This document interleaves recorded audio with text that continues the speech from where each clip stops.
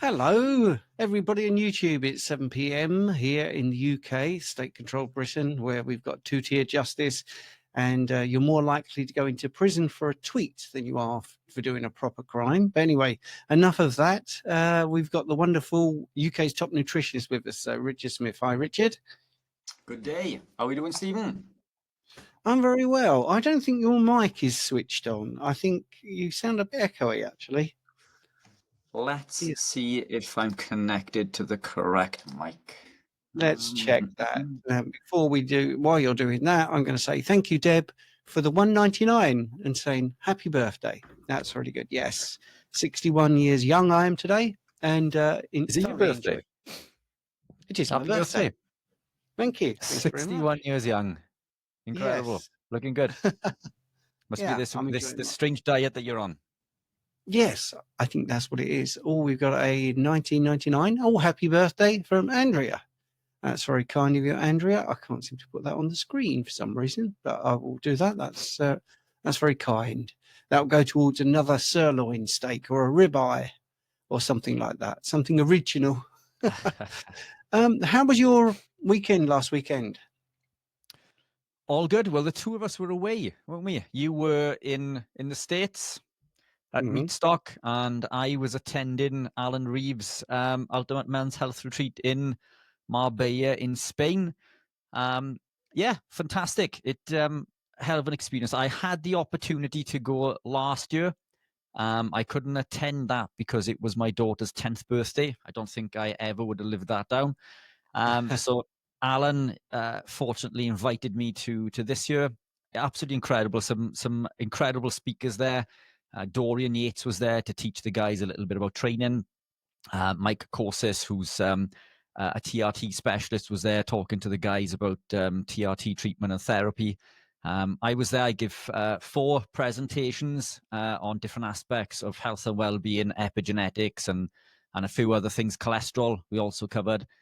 Yeah, it was fantastic, absolutely incredible, and I cannot wait for the next one. So Al better get his butt into gear and organize the next one.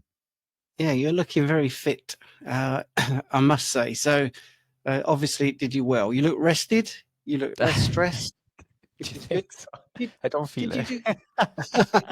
Did you do four presentations while you were there or something? 4 presentations. It was, at least 4 actually. I think, at least 4. Brilliant.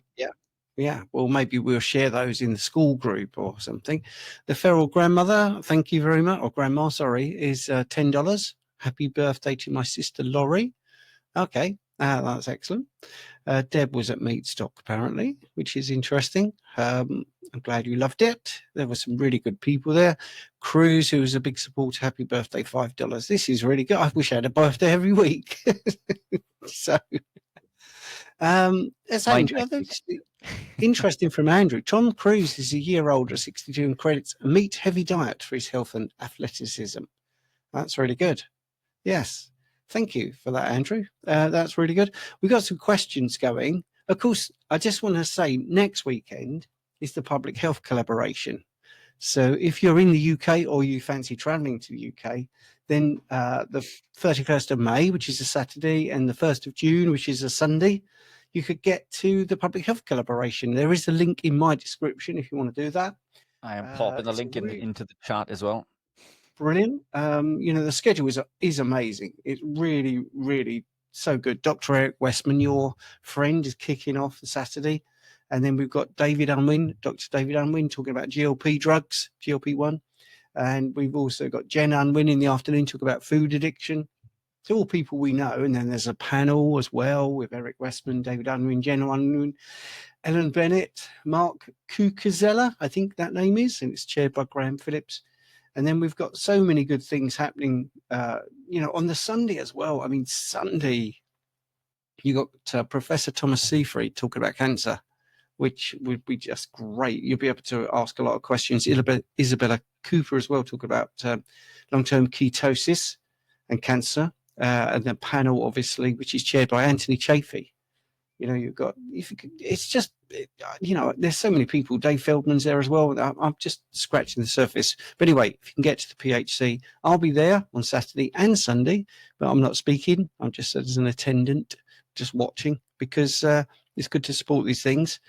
And Richard, you may go, I understand, but you're not sure yet, are you? Yeah, I'm hoping to make that. So if I've popped a link in the comments, if you guys are available to attend, then fantastic event. You and I have been for the last couple of years, and it's never disappointed. So yeah, take a look at that. I've put the link into the comments. I will also pop it into the description on my YouTube channel. It's already in Stephen's, but incredible event. So if you are available, come up and show your support. Yeah. We might talk about that a little bit later as well. I'm currently trying out some new hearing aids as well. So here we go. John Gorman, question, which is great. Thank you for putting the QQQ in front. He's 61, 6 months keto, 18 months carnivore. Ketones average 2.6, lowest ketones are 1.2 after exercise or in the morning. Perhaps is constant ketones a problem for your health, as some people say? I think, well, some people say what they're actually referring to is ketoacidosis, which is not what we're talking about here. I mean, ketoacidosis is high levels of ketones, sort of above 10, to be honest. That's also in concert with high blood glucose. When you have those high levels of ketones in this way of eating, I did an experiment. I went public with it to show that you can have, you know, your blood glucose at 4.5 millimoles per liter, but you can also have your ketones around that as well. Mine right, pretty much, John, that sort of is my story. I think I have slightly higher levels of ketones, but not that much. No, so I don't think it's a problem, but I'm sure Richard has a lot more to say. Yeah, fantastic question. Look, it's what is evolutionary appropriate? If we live an evolutionary appropriate diet, we're consuming animal proteins. Animal proteins contain amino acids, particularly leucine. Leucine will elicit an insulin response and therefore lower your ketones. So by default, even if we are avoiding carbohydrate and seed oils, when we eat, when we work out, when we wake, our ketones are going to be lower and blood glucose is going to increase slightly. When we consume food, this activates malonyl coenzyme A, which blocks the carnitine shuttle, therefore preventing the ability to create ketones, essentially, because it prevents the body's ability to use fats for fuel in the short term. So this is a natural process. It's nothing to be concerned with. And as Stephen mentioned, ketoacidosis is the uncontrollable rise of ketones and glucose at the same time. This is very, very uncommon. And in fact, it won't happen in anyone unless they suffer with type 1 diabetes. This will only occur in someone with poor insulin management in a type 1 diabetic state. Even someone who is type 2, who has the ability to create the smallest amounts of insulin, will prevent ketoacidosis. So look, if we look at being technically in a ketogenic state, I've been in a ketogenic state non-stop for many, many years. My ketone levels will rise and they will fall depending on whether I'm training, whether I'm eating lots of animal proteins and so on and so forth. But my body's always creating ketones. So, other than the elicitation of, insulin and the activation of mTOR, which is also very important, I've been ketogenic for many, many years. My journey has been well over a decade. Probably 12 years in the making, 5 or 6 of which have been carnivore. I don't believe living this way long term is detrimental. And in fact, I attest most of my health and well-being, athletic performance, and my reversal of severe illness. I put that down to my diet. It's allowed me to achieve incredible things. So it's not something I'm concerned with.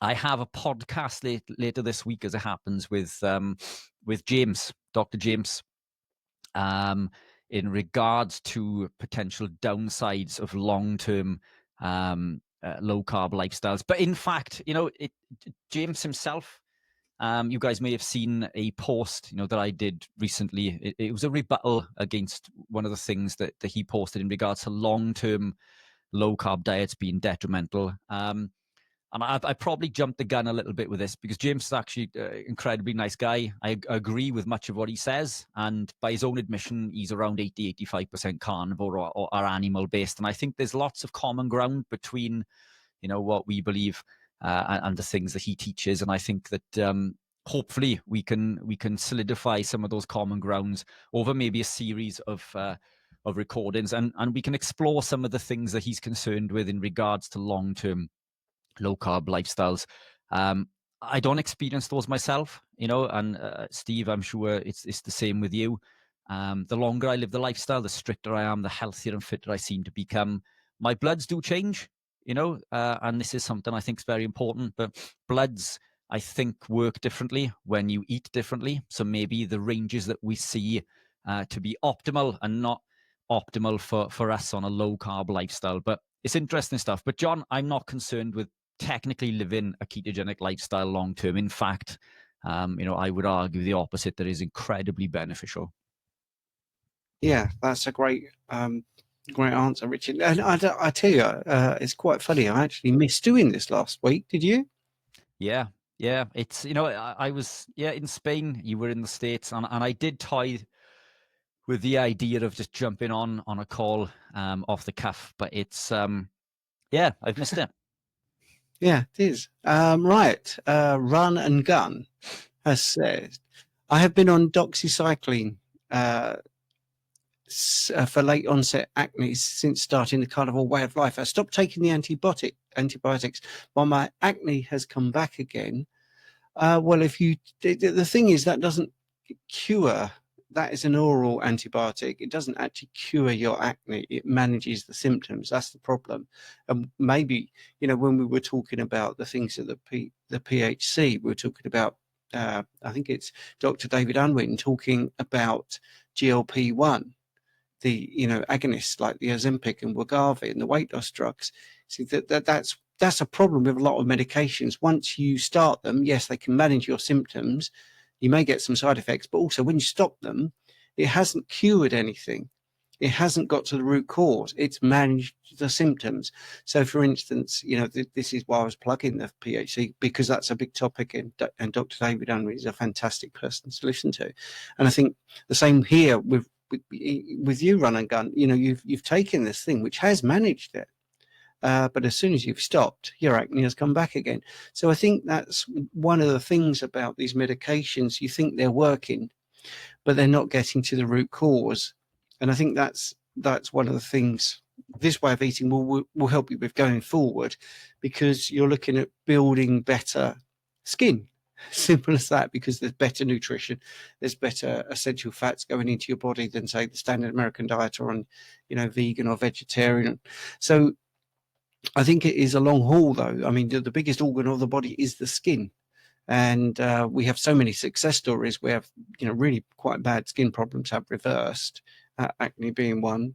I think, it is a case of being quite patient, which is a horrible thing to say, because, if you present and you don't like how you look, I mean, that's quite difficult to manage. So I'm not belittling it, but I just think all the things you can do, proper hydration, that's not drinking loads and loads of water, that's drinking appropriately, so your urine is sort of straw colored. Manage your stress, make sure that you have a lot of omega-3s, cut down on the omega-6s, so like fatty fish is a really good thing to do. And I think things like tallow soap, I only use tallow soap, that's it, that's all I use. I don't use any other products. I don't use any of them on my hair. That is kept in place with water and salt, which is just putting a little spray, and that's it. So that's my hairspray. And I think that's the thing, but you've got to give yourself time. That's the bottom line for me. What about you, Richard? Because you had skin problems, didn't you? Yeah, so and acne was one of them, believe it or not. It's look, what I'd bounce back to Run and Gun is how long have you been carnivore? I mentioned last time we were live that it takes a long time to heal and repair the body. Many of the conditions that we see in the skin come from intestinal permeability. So healthy skin begins from within. If we have intestinal permeability, which in simple terms means holes in the gut, then this can lead to skin conditions such as acne, other skin conditions which I used to suffer with, eczema and dry skin, all over my hands are perfect. There's no dry skin there at all anymore. I still use tallow compounds, and sometimes even, this will make you laugh, this is beef dripping from Treeway Farm, which was a sample that they gave to us for the Carnivore conference last year. I put this on my hands, I put it on my lips. It's beef dripping, and I literally just rub it into my hands.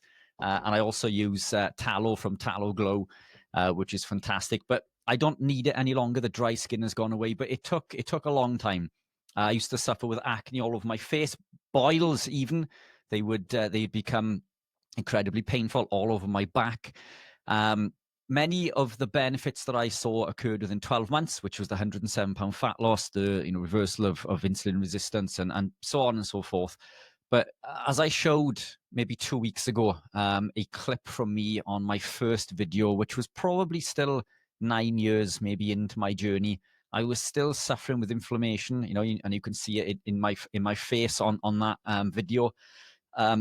My point is that I was still healing that long into this. So intestinal permeability is the first protocol. We need to heal that. If you are living carnivore, other contributing compounds which may be causing intestinal permeability: medication, alcohol, casein, particularly from dairy, even raw milk or raw dairy still contains casein, which can be a contributing factor. So these are things to be mindful of. Eggs in some people can be problematic, but they tend to be less problematic in most people. So there are a number of things. The first protocol is to make sure that you are healing the gut. And personally, I think if you're already carnivore, which should be achieved via incremental changes, I would recommend going super strict lion, which is just grass-fed beef and lamb. Avoid anything else for now to make sure you heal the gut. That's going to give you the biggest chance in order to reverse any signs of acne. The other contributing factor is increased cortisol or damage to the HPA axis. Cortisol is responsible for the production of sebum in the skin, which can lead to, it's the oily substance in the skin, which can lead to acne and other skin conditions. So I would recommend a cortisol test. I personally use MediChex if you're based in the UK. It's a saliva cortisol test. You pop a sponge in your mouth for maybe 2 minutes. You saturate it with saliva, pop it into a test tube. You do that at 8 a.m., 12 midday, 4 p.m., and 8 p.m.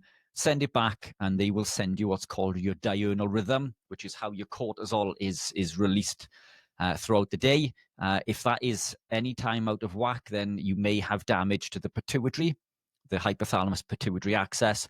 And this is what you need to address in order to heal that. But as Stephen says, drugs just treat a symptom. They don't address the root cause. So this is key, finding the root cause. So I would suggest as two of those main ports are called: repair the gut, heal that intestinal permeability, and if it's not that, then test for cortisol imbalance. That's fantastic. Yeah, that's good. Jason has donated £10 on the super chat, which is really good. Hi guys, keto for 1 year. I wore a continual blood glucose monitor and found that my morning glucose was around 4 millimoles per litre, and throughout the day I'd sit around 5.5, 6.5. Would you say that is high? I wouldn't. No. What do you want to say, Rich? Sorry, go on.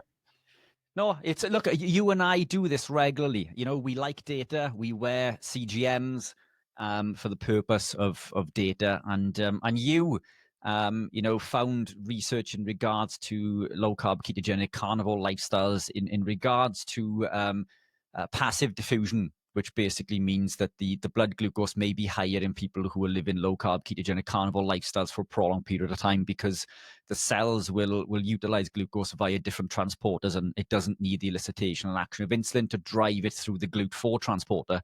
I generally sit around 5.5, give or take, whenever I'm testing. I have no issues with creating glucose, as I showed when I ran the half marathon in Chester a few months ago. No problems recovering from that. And that was the interesting thing, that my body makes glucose on demand. So gluconeogenesis, which is incredibly and crucially important, especially when we live a carnivore lifestyle. But I don't think it's high. I don't think it's high at all. No, I don't think it's high. And it would be handy to have your ketones as well, because that shows you if you're fat adapted or are using fats. I mean, that's I did do a video, and there's one coming out with Bart K today on my birthday, where we talked about this. We talked about the fact that you can have alleged high levels of glucose. So just for the Americans watching and other people that speak in milligrams per deciliter, 4 millimoles is 72, and 5.5 is 99. And 6.5 is 117. And what's the difference in actual blood sugar? Let's talk about sugar in teaspoons between 5.5 and 6.5. That's about 1/20th of a teaspoon of sugar in 5 liters of blood. You know, it's not a big difference. And yeah, I wouldn't say that's high at all, to be honest. So check out that one with Bart, by the way, which I think you would enjoy if you find it. Right, now then, let's get to the next question. So I'm going to go over to this button here. Right, let's have a look. Yeah, this is from Golfing Miracles. Do happen. Golfing miracles do happen. Why did the golfer wear 2 pairs of trousers? In case he got a hole in one. Right, now, hi guys. Oh, but by the way, good golfing miracles do happen. You've said you put a super chat, but it hasn't appeared on here. That's YouTube for you. Don't worry. I'm sure it will appear if you've made one. It will appear at some point. Hi guys. Is it good to get rid of parasites in the body with the use of ivermectin? If so, where can you get it? Well, ivermectin, of course, you know, is a Nobel Prize winning invention, isn't it? And very good for getting rid of parasites. I think if you're in the UK, you could visit your GP or a private doctor, get you a prescription. I think now people have woken up to the fact it's been around for a long time, and it's literally, you know, been used 1 billion times in humans. It's probably, you know, probably easy to get now, and you can get it only as a prescription in the States, by the way. So you do have to speak to a healthcare provider. But as whether it's a good idea, we're not doctors. This is not medical advice. We're giving you information, and the information about that drug is it seems to be very effective and safe. That's what it seems to be. It wasn't popular a little while ago, but that wasn't because of the mechanisms. It was for some other reason, which we can't go into because it gets us banned. Did you want to add anything, Richard? Yeah, I'll keep this as tight as I can. As you say, not to get us banned, but it was a very successful drug in combating certain things that were around a few years ago. This is why it wasn't available. So it's been around a long time. It's super effective. What I would say is, what makes you think that you have parasites? You know, have you been tested? You can do a eosinophil test, which will tell you if you have increased risk of parasitic infection. So I'd recommend doing that first and foremost. There are lots of drugs that can get rid of parasites, but I mean, test first just to be sure. There's what I would suggest is, if you are living a low carb, ketogenic, carnivore based lifestyle, then this seems to help combat many of the issues that customers and clients come to see me with. But in regards to ivermectin, yeah, I think it's fantastic for a number of reasons. Yeah, it's maybe this is something we can cover in the school group after this at 8 p.m. because it's a hot topic that is and will get us banned if we continue to talk about the benefits of said product. Yeah. My heart's going as you're talking. It's like, oh no. Right. Which is sad, isn't it? You can't have an honest conversation. If people are wondering what's up with my voice, if you can notice anything, I am a Liverpool supporter. We did win the Premier League and we played today and played awful. So I'm one of those sad people that shouts at the screen when he's a little bit frustrated and also when he's happy. Yeah. The other thing is, just to talk about meat stock, just very briefly, or America, or where I went to, because you can't generalize. I found getting good spring water, which we call mineral water here, which is literally water that comes out of a spring, you know, out of the ground and then gets bottled without any processing. I found that very difficult to get. And all I could find where I was triple filtered water, which really didn't hydrate me. So I decided to, relent on my coffee after a bit and just have a couple of coffees with milk. Oh boy, no, that's not good either. And the heavy cream was with the carrageenan. What's it called, Richard? The thickener. Yeah, this was at meat stock. You know, so the heavy cream there to put into coffee had this additive in to thicken it, which I couldn't believe was in there. So, so I actually have got 2 days of a reaction to dairy still coming out of me. So if I sound a little bit bunged up, that's the reason. Right. But it was great. The speakers were really good. And yeah, it was excellent. Weather was fantastic.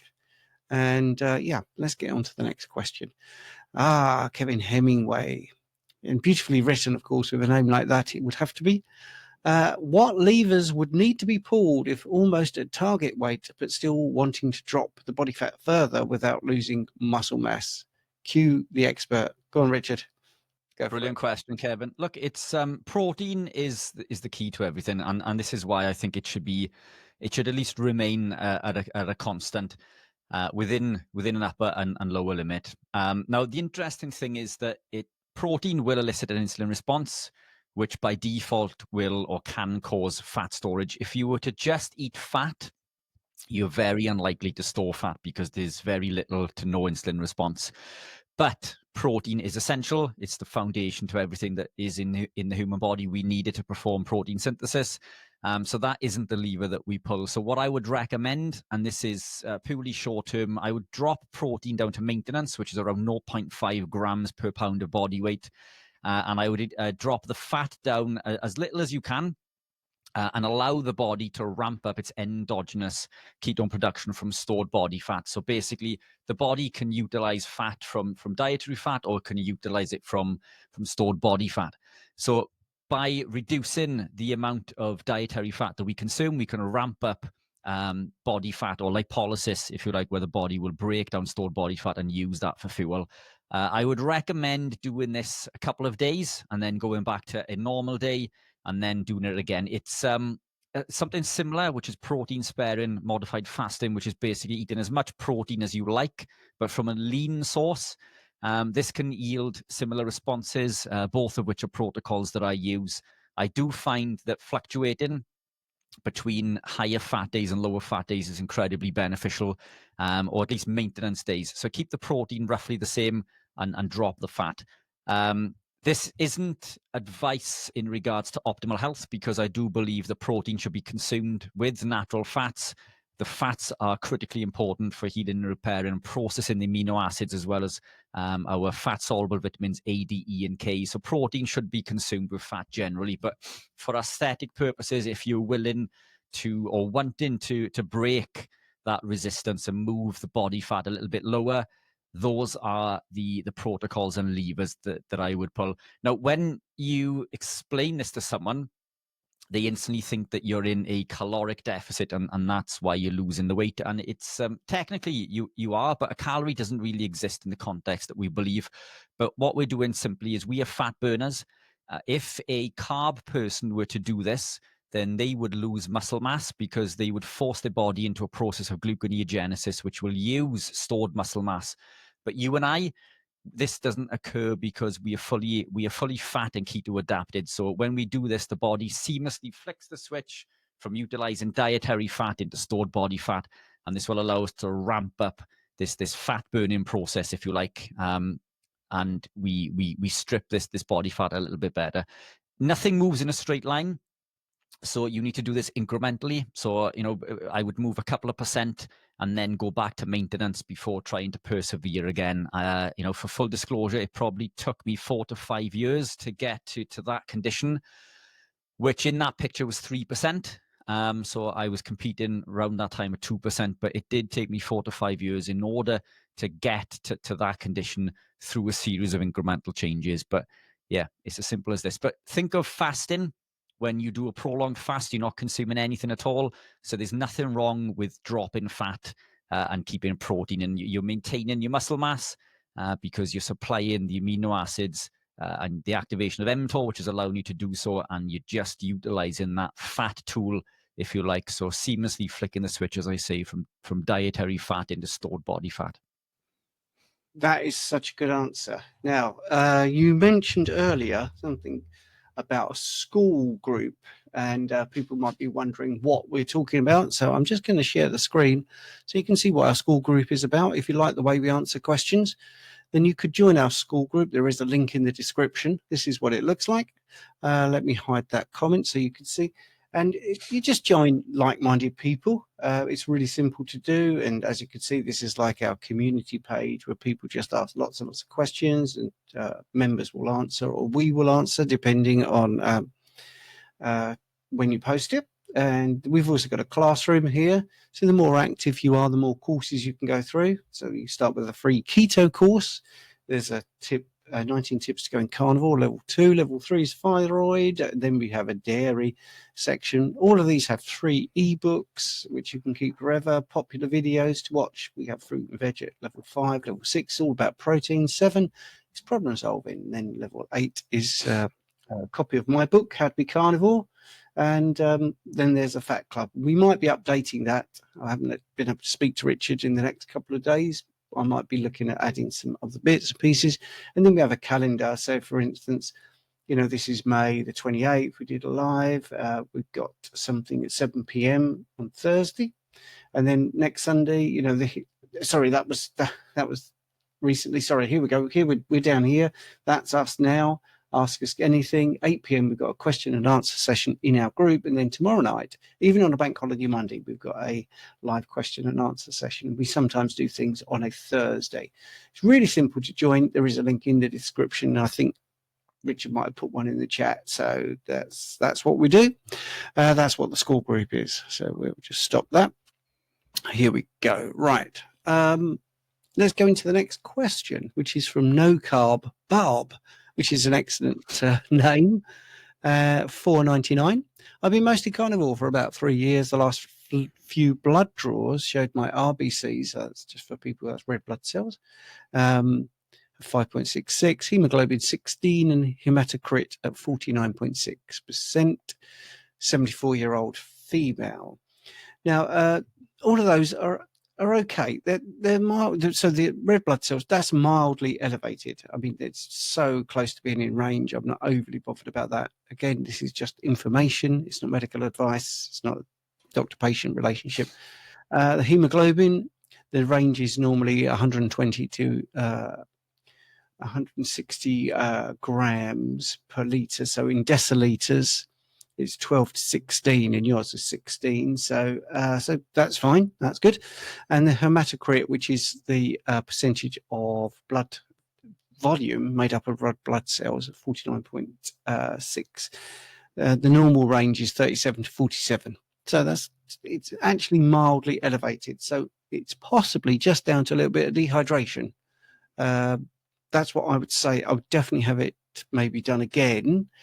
Unless you're having some symptoms. If you're having a lot of headaches or dizziness or blurred vision, itchy skin. The thing is, you know, this is just 3 readings. It's very difficult to say if you're flushing, because obviously more red blood cells, you're going to look a bit more red in the face. You could have a little bit of high blood pressure, which I doubt very much, because you're probably dehydrated. Normally, high blood pressure, you're overhydrated. So yeah, if you've got swelling in your legs, I would definitely, you know, have that looked at. But I personally, I don't, you know, from the numbers, from what I've seen with past people that I've dealt with, I would not be overly worried about those numbers personally. Right. Hope that was helpful. No? Could it be possible also? I mean, we know that the red blood cells live longer, you know, when we are carnivore.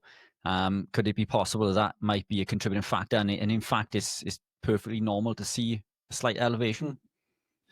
Yeah, I mean, yes, that is that is also a possibility. For people that don't know what that is, red blood cells tend to last longer when you're on carnivore, which is definitely proven. You could get a reticulocyte count, which would prove that is happening, and then you'd be even less worried.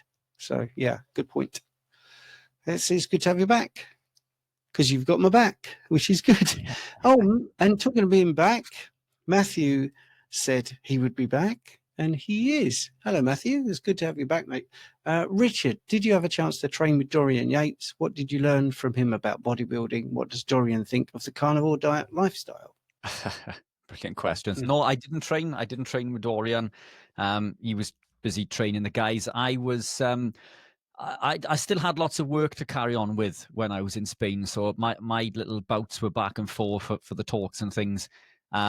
But yeah, I didn't really get a chance to speak to Dorian in detail in regards to his thoughts. But what I would say is that from speaking with Alan, he eats animal proteins and natural fats in the day with a little bit of animal proteins and white rice in the evening. So my interpretation of that is that he would be ketogenic.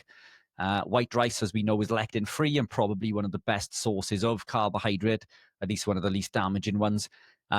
So, you know, it seems that he's well on board with Alan's way of thinking. Obviously, Alan is ketogenic and he thrives on glyco-feeds, glyco-refeeds. So he implements carbohydrates periodically once a week, and that works incredibly well for him. So my opinion is that that's what Dorian does. We'll have to get him on a call. So I'll speak to Al, and we'll get Dorian on a live maybe, and we can quiz him in regards to his diet. But being at the men's health retreat, and Alan obviously teaching that way of living, I'm pretty sure that he's well on board with that. But in regards to the weightlifting and bodybuilding, no, I didn't train. It clearly works. Being the mass monster, it's a similar training regime that Alan uses, and similar to the one that I used to use. You know, when I was bodybuilding, slight variances, but it's pretty similar.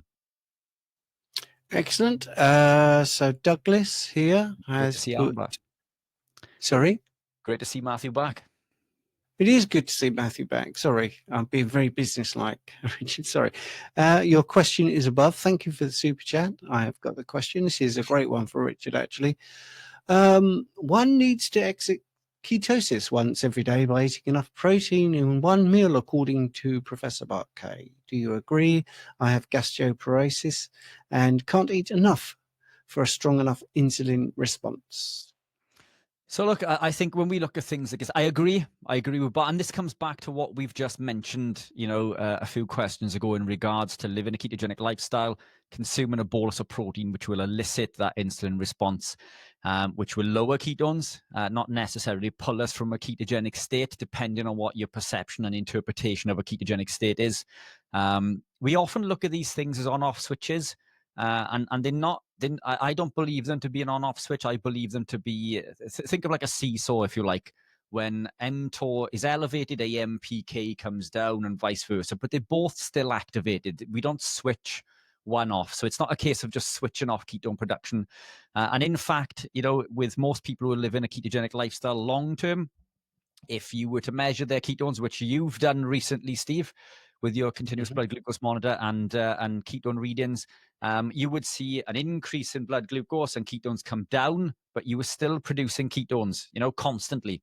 So, you know, I don't believe it's an on-off switch. I believe that we can become we can fall down the rabbit hole, and it can become incredibly overwhelming. Eat as nature intended. Don't overthink it. I don't believe that you need to test blood glucose or ketones for any reason unless you are pursuing a certain outcome or you're looking for a specific, looking into a specific health reason. Let the body do its thing. You know, and I do believe that, you know, that you'll be fine. You don't need to chase these ketone numbers. My ketones are very low constantly because I'm heavily keto adapted, which basically means that my monocarboxylate transporters and enzymes that utilize the ketones have been upregulated to such a point that in any given time there are very, very low ketone levels in circulation. It doesn't mean that I'm not ketogenic, and it doesn't mean that I'm not producing ketones. It just means that I'm more efficient. And this is a cyclical thing that we see. You know, we see an elevation of ketones in the early stages in regards to acetone release from breath and urine. This comes down, beta hydroxybutyrate in the blood increases, and then the longer you maintain the lifestyle, you see this come down as the body begins to utilize it more efficiently. And it doesn't mean that you're not doing something correctly, you're not doing anything wrong. But look, you know, it's coming back to, you can't get a strong enough insulin response. How do you feel? Are you thriving on a ketogenic way of living? It's we quite often compare ourselves to numbers and other people. It's people ask me constantly. They send me bloods and they will say, "Look, my bloods are out of range." And I say, "Well, what is in range when we live this lifestyle? How are you feeling?" "Well, I feel fantastic." Well, we shouldn't be driven by the bloods. We often look at these numbers and we will begin to create problems that don't exist. I think bloods are fantastic. I think that testing is fantastic, but they're nothing more than a tool that we should utilize if there's a problem. If there's no problem, then there's no problem. Yeah, that's great. Oh, a very simple question slipped through the net, and I'm sorry that I didn't address it earlier. Just to also explain that we do give full and frank answers. So if you posted your question at 7:15, you may not get your question answered, which is why we offer the super chat to push you up the queue, which helps the channel here to survive. And also, it shows your appreciation of what we're doing. So that's one thing I would say. So please be patient. Of course, as I say, we also go onto our school community because people like how we answer the questions and you want a bit more time. And we offer an hour and a half at least extra throughout every week of these live question and answers. Well, Sarah says, how did you guys meet? Now, how did we meet? I had a success story and I was doing it from my YouTube channel. And the guy who was very successful was Welsh. It wasn't Richard, by the way. It was somebody who mentioned Richard. And he said, "Oh, there's this brilliant nutritionist. You must have heard of him, Richard Smith, the Keto Pro." And I said, "No, that slipped my radar. That really has. He's gone under the radar. What's he like?" And this guy said, "Well, he talks a lot, but he knows his stuff. If you could stay awake for his answers, there's brilliant answers." So I contacted Richard. It was really that simple. And, for a long time, we didn't even meet face to face. And I had this harebrained scheme to do a 24-hour live stream, a Carnivore one, the first one in the world. And I'd spoken to Richard, I think, once or twice, and I realized he was an absolute, font of information. I know I give him some stick for his long answers, but that's because he knows a lot. And it's, full of brilliant information. So I said, "Would you like to do a 24-hour live stream?" There's no jokes about the fact he could do it on his own, because I do believe that. So it was the world's first Carnivore 24-hour live stream, and we co-hosted it. I stood up for the entire time. Richard sat like that for the entire time. We didn't eat, we didn't drink. We just sat and answered questions. We had some brilliant guests on. So that's how we met online. And then I think we met face-to-face at the PHC conference, the Public Health Collaboration, which I want to plug again because it is this weekend. So you should get your tickets because it is brilliant. And so it sounds like Richard's going to be there as well as myself. And so we've met face-to-face a few times since then. And the reason I'm answering like that is because there is the next question from Matthew.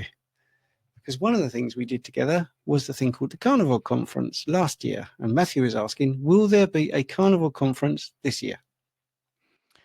Brilliant question. The Carnivore Conference, which I co-organized with Ben Hunt and Sylvie Hall, which was a fantastic success, huge success, I think.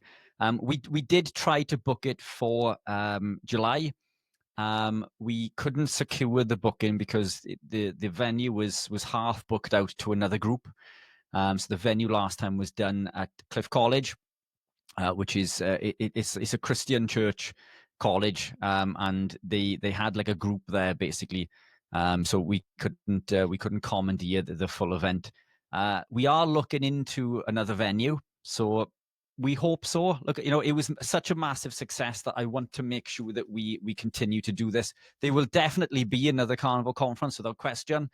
Whether it's this year, at the moment, I'm unsure. We were dead set on getting it done in July, but it's just not feasible. So we will see. But yeah, I will keep you updated, and there will certainly be another one. But whether it's this year or not, Matthew, I'm unsure. Yeah, that's a shame. And that's the first I've heard that. So you could see genuine disappointment in my face. But there you go. Right. Deb Dickin says, can you mix electrolytes and creatine powder? Yes, providing they're Keto Pro. No, yeah, of course you can. It's no for full disclosure. I create electrolytes. Obviously, Keto Pro is the brand of electrolytes that I create. I do believe them to be the best on the market anywhere in the world for a number of reasons. I won't bore you with why. The ratios are correct and what they should be, and they are perfectly fine to mix with creatine. That's how I consume my creatine. I'm back on creatine. I've had a couple of sessions in the gym. I don't know if you can see a bit of shape coming back. My shirt is bulging, which is fantastic. This was hanging off me a few weeks ago. I've literally had like 2 or 3 sessions back. So I'm back lifting some weights, and I'm back on the creatine, which is also fantastic for the brain. But yes, Deb, no problem at all. Mix your electrolytes with creatine. Excellent. That's a really good question. And a really great answer, of course. Princess Alavera. Best book to give my doctor about the cholesterol myth. Thank you. Well, go on, Richard. Best book. So you've got a number of books, haven't you, Stephen, in regards to bloods and things? It's look, I'll be honest. I don't read an awful lot of books. This may surprise a lot of people. I struggle to read. So it's this is why Steve reads the questions, because I can't talk and read at the same time. Which makes it difficult when it comes to studying. And last year I recorded over 750 hours of clinical study in CBD, points towards medical qualifications, which is super difficult. I work sort of 2 hours a day. But Steve has a number of books which he has written, which I can't recommend highly enough. There are some studies, one particularly by the BMJ, which is probably referenced in Steve's book, which covers over 68,000 participants and shows an inverse association representing 92% of the participants. That's published on the BMJ.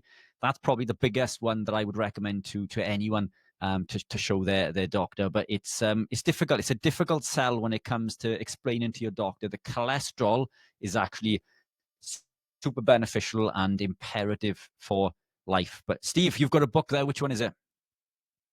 Yeah, well, let's talk about the bigger books first. So I think one of the best books is The Clot Thickens by Dr. Malcolm Kendrick, but he also wrote a book, I think either called The Cholesterol Con or The Cholesterol Myth, one of those titles. And if you get Dr. Malcolm Kendrick on that, that's really good as well.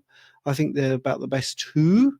I wrote a book about statins, which is there. You get from my Stand store, you can get it on Amazon, and also included everything about cholesterol in my Guide to Blood Tests, which is about the blood testing in the context of keto, carnivore, and low carb, because the readings can be misread, which is interesting. So yes, that would be the best thing to do, by the way. So yeah, one of those books. I think Malcolm Kendrick's book is sort of humorous and good. I actually think my book's very good because it's a bit more plain English and there's a lot more graphs and pretty things and bigger print, which maybe the doctor would like, a bit more color. But anyway, right. And the reason I smiled is because Bruce's question is very similar. I'm type 1 diabetic and I've worn a CGM for a year. Recently, I've noticed a divergence between CGM, HbA1c, and the blood tests. The last blood test being 32, 5.1%, and CGM saying 26, 4.5%, which just seems wrong. Any ideas? Yeah, absolutely. Any ideas? Because your CGM is actually looking at your interstitial fluids and then using a calculation to tell you your blood glucose, but you're doing it every single moment, which is good. I'm not saying that's bad, by the way. I'm just explaining it. You can also use capillary readings from your fingers to calibrate your own machine. So you could look at your CGM and think, right, I'm going to do some finger pricking just to make sure that what it's saying matches up with what's actually in my blood. And normally it's pretty close. All right, it's never going to be exactly perfect. The HbA1c is not a direct measurement. It is a measurement and a calculation, which then looks at an expected life of your red blood cells. Now, regardless of whether you're type 1, type 2, or you're not diabetic whatsoever, when you eat this way, it does seem that red blood cells seem to last longer. Now, if they last longer, it can give you an artificially high HbA1c, which doesn't marry up with your blood glucose, something we talk about ever such a lot. And it's in both those, it's in my blood test book, by the way, and also in my Substack. I talk about this a fair bit. I think I also talk about it on the thing I did with Bart K, which is out today on my birthday. So this is a common thing that comes up. So when I started as a phlebotomist, which was many, many years ago, I was told to watch out for artificially low HbA1c, because if you're hemolytic anemic, that means your red blood cells don't last as long as they should. It will give you a false reading, which is too low. So it doesn't take a rocket scientist to think, well, if you're warned that it could be too low because the red blood cells are dying too soon, then it could be too high because they're living longer than expected. And that's what we find. So when you do a reticulocyte count, you can see the production of the red blood cells is actually slowing down, which just means the ones in play stay in your body longer, which is also one of the reasons why you have a difference in your ferritin levels, for instance, with this way of eating compared to other ways of eating, because 90% of the iron that your body uses is from the recycling of the hemoglobin in your red blood cells. It's not coming from the red meat. It is a bit, but many people think, well, this is a very high iron diet, but it isn't actually.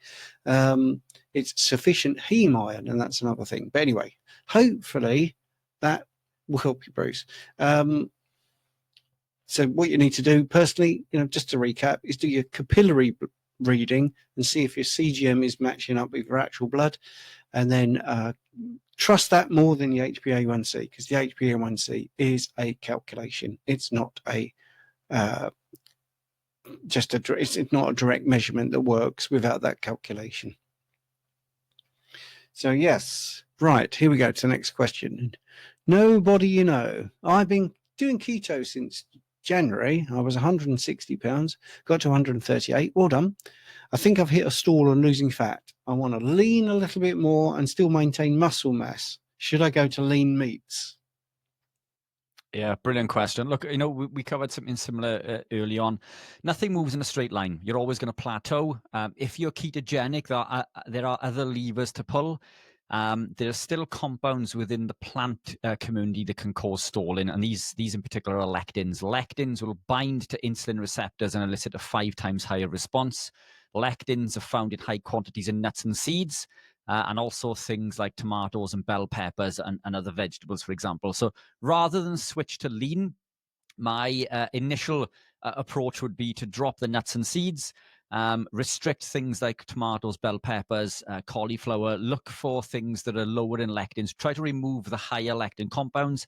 This could include milk and cheese, for example. The cheese doesn't contain lectins, but they do contain animal lectins, but not the phytohemagglutinin that we get in plants. But the casein there can also be problematic. So there are far other levers to pull before we go adjusting the protein. So take a look at lectin high foods. I will pop a link into the description with a shopping list from my website, which should give you an idea of the compounds that contain higher amounts of lectins. This does need to be updated. There are a few updates that need to be done within this, but I've just posted that in there. So try to avoid or reduce the compounds that are higher in lectins. Nuts and seeds and bell peppers and tomatoes are going to be the worst. I do that before addressing any alterations towards consuming meat. Excellent answer. It's so good to have you back. Right, let's have a look. The next. I've also, before we get onto that, Steve, I've also put into the chat, into the comments, a link to the study that we were talking about, which was the lack of association or inverse association between low density lipoprotein cholesterol and mortality in elderly people. This was the 68,000 participants study. I put a link to the study in there along with the results and conclusions, so you can see those in the comments. That, I think, is the single biggest study which carries weight, which your doctor may pay attention to. There are lots of others, but that's the biggest one, I think. Yeah. Do you have What's the title of that one? Can you remember? That is, the title is Lack of an Association or Inverse Association between Low Density Lipoprotein Cholesterol and Mortality in the Elderly, a Systematic Review. So that was a cohort that covered 19 studies. Yeah, and another one you could look up is lipid levels in patients hospitalized with coronary artery disease, an analysis of 136,905 hospitalizations in Get With the Guidelines. That is also, and it's a study I've only recently become aware of, which is just mind-blowing because it absolutely destroys the LDL hypotheses. These are real hospitalizations, real people, real levels being taken, and it does just a normal distribution curve as you would expect.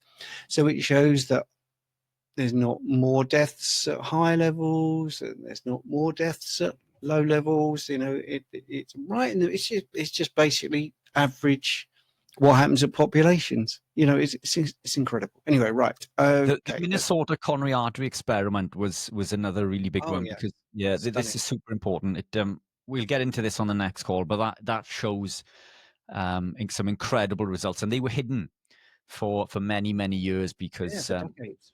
Because they didn't they didn't tally up with the theory, so it was hidden from the public.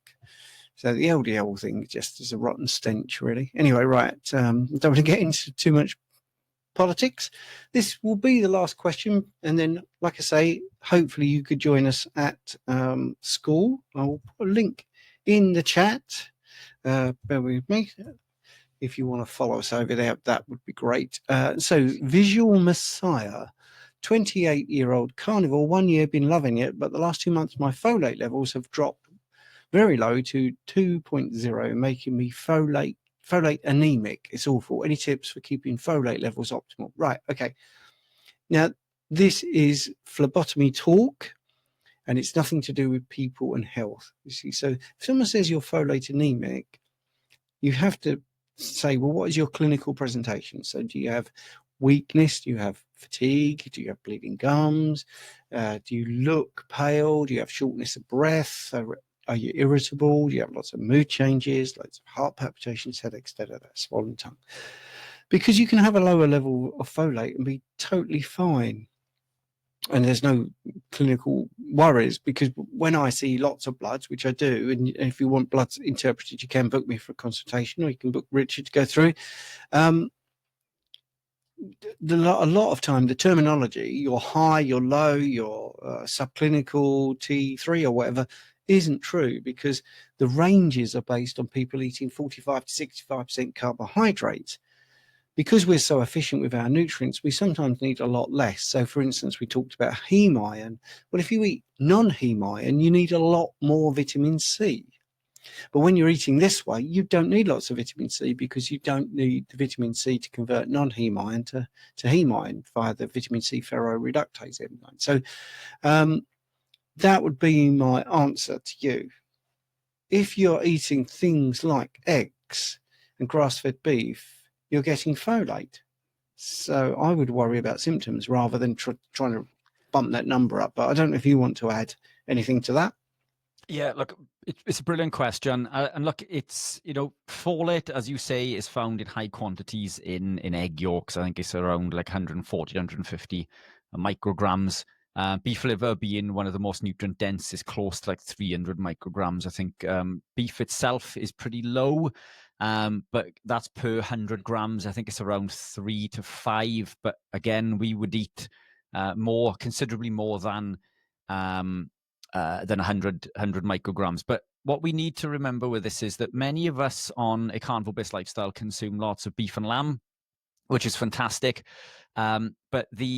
And we can obtain lots of folate via the diet from consuming eggs and beef liver and so on and so forth. But much of this is irrelevant if we can't process it correctly. And in order to understand this, we need to look at methylation and the 5 pathways or cycles involved with methylation, which is the folate cycle, the methionine cycle, the transsulfuration pathway, the BH4 cycle, and the urea cycle.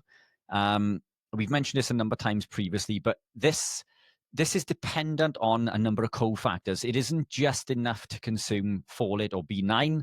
If we're not consuming enough to allow the pathways to perform to the maximum capacity, then it's irrelevant of how much we're consuming. Now, the key factor to this is, sorry, I know we're out of time. Look, in short, B2. B2 is the key to this. So eat organ meats. Just consume some beef liver, eat some organ meats. Once you increase the B2, the folate cycle would increase, and this will actually increase the speed of methylation, and it should help resolve any problems. We could get into this next time or in the school group if you like, but I'm a big contributor to organ meats. Yeah, we've done the hour, and I just wanted to squeeze in this super chat from Homestead Howe, and that's a really nice message to end on. You two are legends. Some say to experiment with diets since we're all unique, but every species has an optimal diet. Why not us? Well, of course we do. It's the way we're supposed to be. Is there one ideal human diet, or do we each need to test and refine? Yes, there is. And it's got PS Keto Pro equal the best electrolytes. I wanted to get that in for you, Richard. We have overrun on YouTube. We will be over on the school group. The best human diet is animal products, of course. Simple as that.